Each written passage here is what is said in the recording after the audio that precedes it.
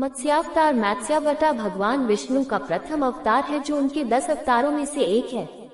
विष्णु को पालनकर्ता कहा जाता है, अतः वह ब्रह्मांड की रक्षा हेतु विविध अवतार धरते हैं।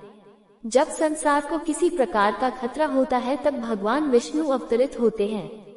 ब्रह्मांड के आवधिक विघटन के प्रलय के ठीक पहले जब प्रजापति ब्रह्मा के मुंह से वेदों का ज्ञान निकल गया, तब असुर हयग्रीव ने उस ज्ञान को चुराकर निगल लिया।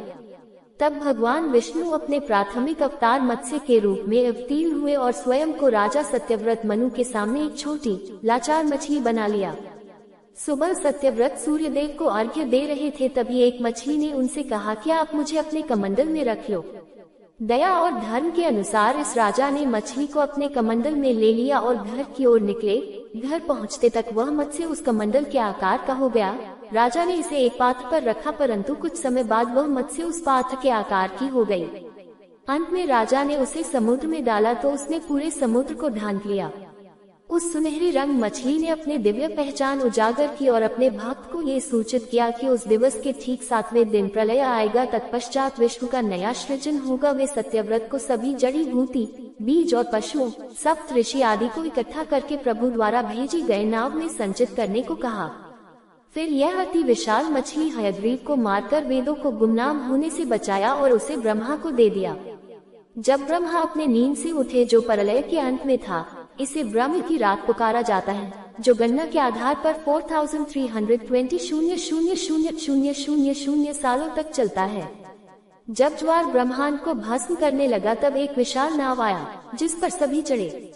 मत्स्य भगवान ने उसे सर्पराज वासुकी को डोर बनाकर बांध लिया और सुमेरु पर्वत की ओर प्रस्थान किया।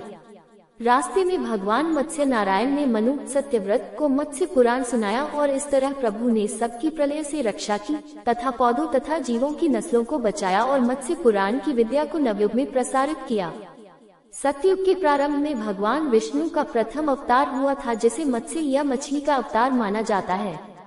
इस काल में द्रविड़ देश में सत्यव्रत नाम के महान राजा राज करते थे। एक बार नदी में स्नान करते हुए उन्हें एक मछली मिली जिसे वे अपने महल ले आए। वह मछली और कोई नहीं बल्कि भगवान विष्णु का प्रथम अवतार मत्स्य अवतार थी। मछली ने राजा सत्यव्रत से कहा कि हे राजन, हयग्रीव नामक एक राक्षस ने वेदों को चुरा लिया है। उस राक्षस का वध करने के लिए मैंने यह अवतार लिया है। आज से 7वें दिन पृथ्वी जल प्रलय से डूब जाएगी। तब तक तुम एक बड़ी सी नाव का इंतजाम कर लो और प्रलय के दिन सप्त ऋषियों के साथ सभी तरह के प्राणियों तथा औषधि बीजों को लेकर नाव पर चढ़ जाना। मैं प्रलय के दिन तुम्हें रास्ता दिखाऊंगा। इसके बाद सत्यव्रत ने भगवान द्वारा बताई गई सभी तैयारियां कर ली और वे प्रलय की प्रतीक्षा करने लगे। 7वें दिन पहले का दृश्य उमड़ पड़ा। समुद्र अपनी सीमा से बाहर बहने लगा। सत्यव्रत सप्तर्षियों के साथ नाव पर चढ़ गए। नाव प्रलय के सागर में तैरने लगी।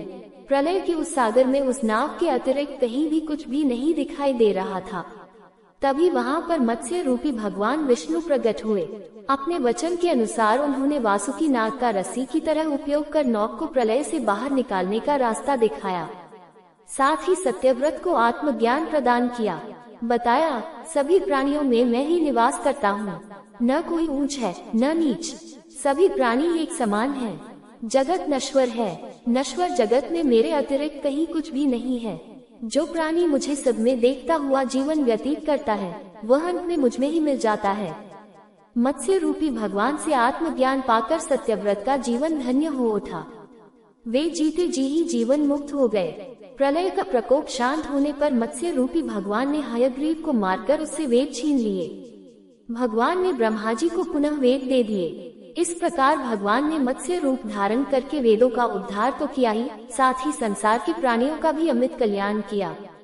भगवान इसी प्रकार समय समय पर अवतरित होते हैं और सज्जनों तथा साधुओं का